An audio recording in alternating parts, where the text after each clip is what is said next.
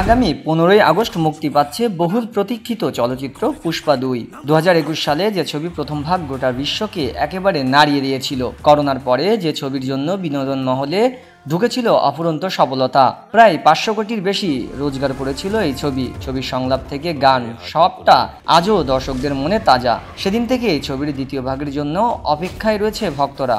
অবশেষে আগামী 15ই আগস্ট মুক্তি পেতে চলেছে পুষ্পা 2। ছবির দুটি টিজার, পোস্টার এবং প্রথম গান ইতিমধ্যে দর্শকদের মনে উত্তেজনা বাড়িয়ে দিয়েছে। ছবিতে প্রধান চরিত্রে অভিনয় করবেন অবশ্য তেলেগু সুপারস্টার আলু অর্জুন, শ্রীবল্লী, রশ্মিকা মান্দানা প্রমুখ। গতকাল রিলিজ করেছে ছবির প্রথম গান, যার হুক স্টেপ ইতিমধ্যে শুরু হয়ে গিয়েছে রিল ভিডিও বানানোর ধুম।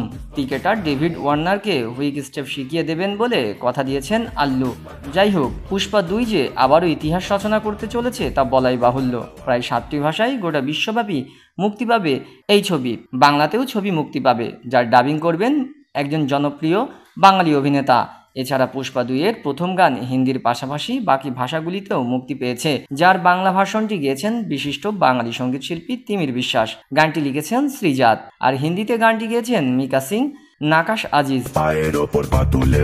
এই বিষয়ে একটি সংবাদ মাধ্যমকে তিনি জানিয়েছেন, পুষ্পা প্রোডাকশন হাউস থেকে কল এসেছিল, ওরা বলেছিল পুষ্পা 2 মোট 6 ভাষায় রিলিজ করছে। বাংলা টাইটেল সংটা তাকে দিয়ে করতে চান, তবে গানটা লেখার জন্য 2-3 বার ওখানে যেতে হয়েছিল শ্রীজাতকে। এরপর তারাই শ্রীজাতকে বাংলায় গাওয়ার জন্য কাউকে সাজেস্ট করতে বলেন, তখন তিমিরের নামটা শ্রীজাত বলেন। এরপর তার কণ্ঠ ভালো করে পরখ করে গানটার দায়িত্ব তিমিরকে দেন। তিমির আরও বলেন, তাকে মুম্বাই গিয়ে গানটা রেকর্ড করতে বলা হয়েছিল, কিন্তু তিনি সেই সময় একটা অ্যালবাম নিয়ে খুব ব্যস্ত ছিলেন, তাই ওনারাই কলকাতায় আসতে রাজি হন। মিউজিক ডিরেক্টরের সঙ্গে ভয়েস রেকর্ড করার যে অ্যাসিস্ট্যান্ট থাকেন তারাও এলেন। তারপর তার কণ্ঠে গানটা রেকর্ড হলো। এর ফলে পরিচয় বাড়ল তিমিরের, আর তার কণ্ঠে বাংলা গান শুনে তার কপাল যেন খুলে গেল। পুষ্পা 2 এর গানটা যদি মানুষ সত্যিই ভালোবাসে তাহলে খুব আনন্দিত হবেন বলে জানিয়েছেন তিমির।